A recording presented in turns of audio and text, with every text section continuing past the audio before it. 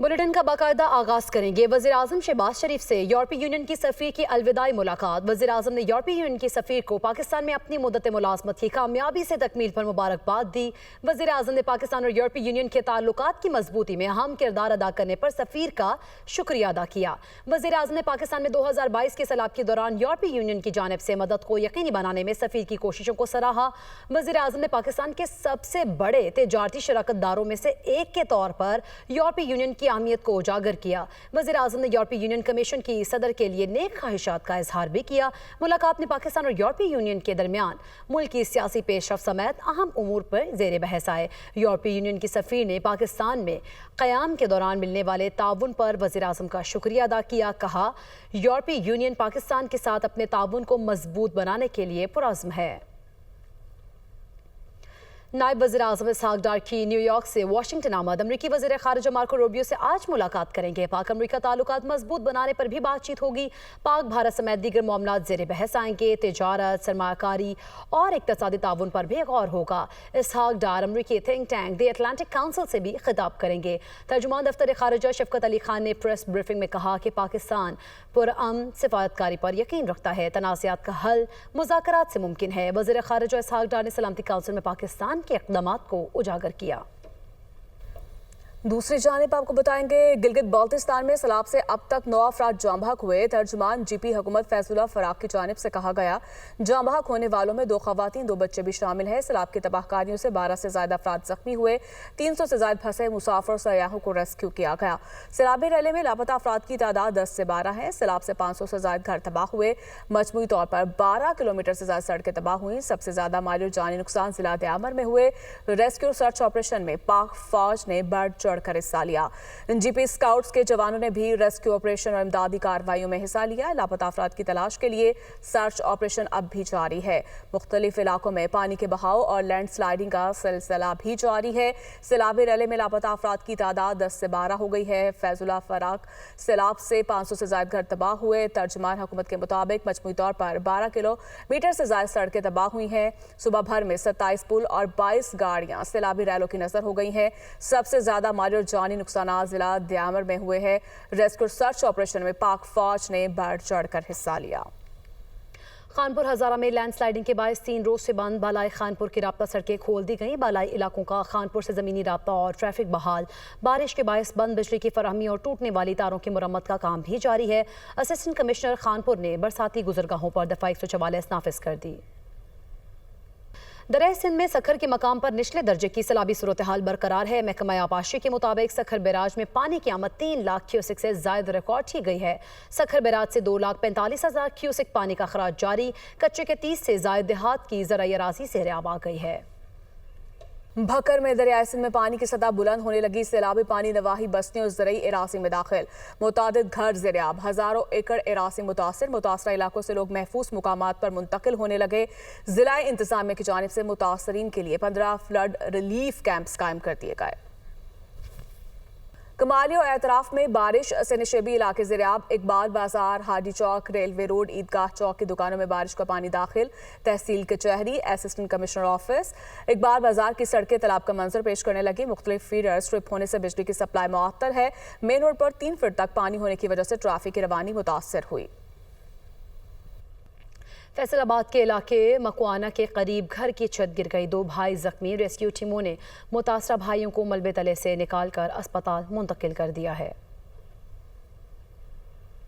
शेखोपुरा में बारिश के बायस घर की छत गिर गई। मलबे तले दबकर बच्चे समेत 3 अफराद जख्मी हो गए। रेस्क्यू हुकाम ने जख्मियों को DHQ अस्पताल मुंतकिल कर दिया गया है।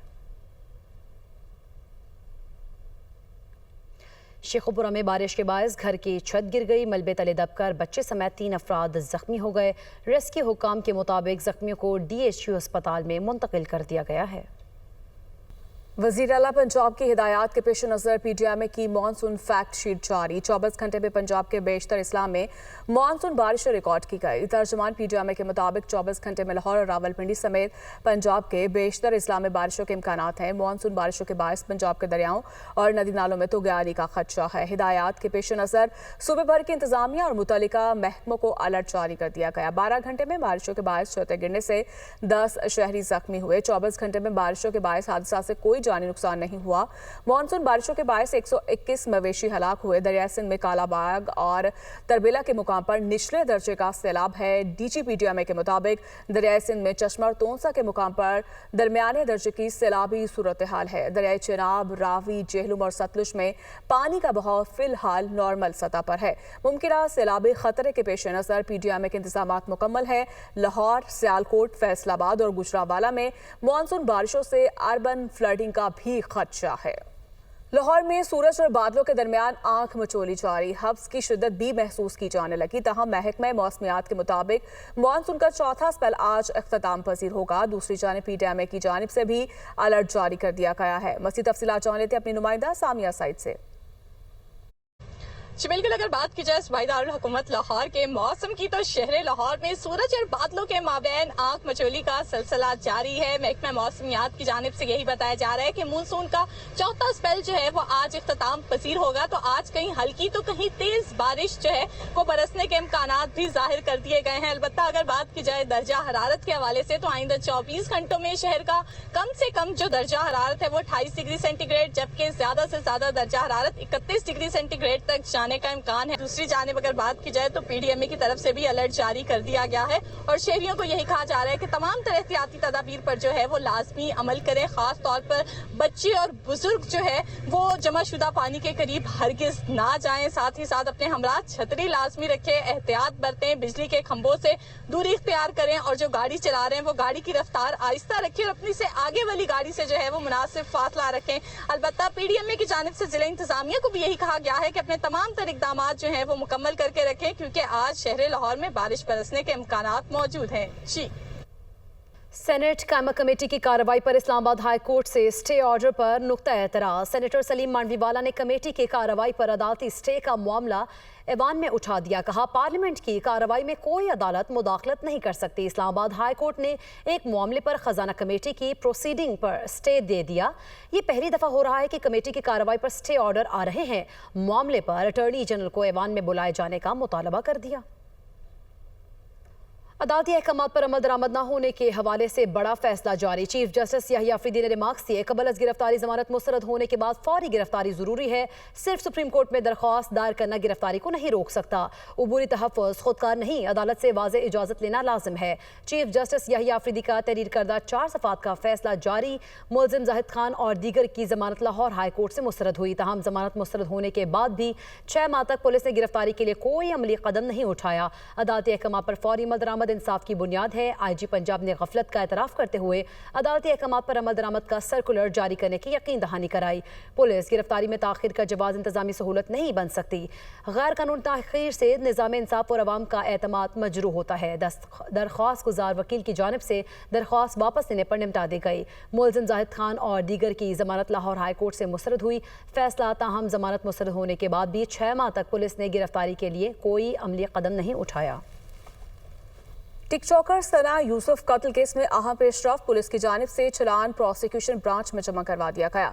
चलान की स्क्रूटनी का अमल मुकम्मल होने पर चलान district and session court Islamabad में पेश किया जाएगा। अवैस अब्बासी हमारे साथ मौजूद है। जी अवैस। जी बिल्कुल, देखिए टिकटॉकर सना यूसुफ कत्ल केस में जो है पुलिस की जानिब से चलान प्रोसिक्यूशन ब्रांच में जमा कराया गया। प्रोसिक्यूशन की 2 रुकनी टीम ने चलान की स्क्रूटनी करेगी। अब प्रोसिक्यूशन की टीम में जो है राजा नवीद कियानी शामिल है। इसके साथ चलान की स्क्रूटनी का अमल मुकम्मल होने पर चलान अदालत में पेश किया जाएगा। चलान अदालत में जमा होने के बाद मुतल्लिका जज अदालत में केस का ट्रायल शुरू होगा। पुलिस चालान में मुलजिम उमर हयात को ही सना यूसुफ का कातिल करार दिया गया है। जराये के कहना इसके साथ साथ पुलिस चालान में सना यूसुफ की वालदा और पुप्पो और दीगर गवाहान को भी शामिल करेगा। मुलजिम के 164 के एतराफी बयान का भी चालान में हवाला मौजूद है। टिकटॉकर सना यूसुफ केस में बड़ी पेशरफ्त पुलिस जो है ये चालान अब अदालत के अंदर पेश करेगी। जी बहुत शुक्रिया आपका।